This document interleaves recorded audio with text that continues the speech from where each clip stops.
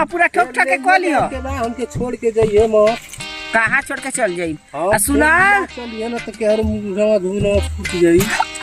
आ नहर बड़ा तो बहुत तो चलब चुपचाप बैठी हमरो जोर से लागल बा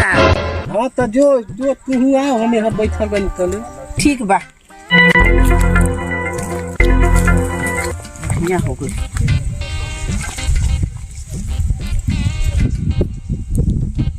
हेलो हेलो कहाँ बड़ा हो अरे हेनिया बानी खेतवा और घूमत नहीं हो आइल बड़ा का हाँ ये नहीं आइल बानी ये तो उन्हें कोई नहीं खे ना अरे होनिया लपेटुआ वाला घास काट तो अब हम ही एगो हेनिया आइल बानी अब कहाँ के हो बाहर जा सुना ना हाँ बोला धीरे से तनियावा बगीचा में ओरिया धीरे ही से आई और कुछ बता के मत आइल बनी हम हूँ यार भेंट मुलाकात सब हो जाई हाउ तारा हुआ हाउ अनहारा देखी तो उ का कहीं सुनी तो ए उन्हें जाती तो कैसे जानी हो अनहरा अच्छा उ नहीं खे ना कि बा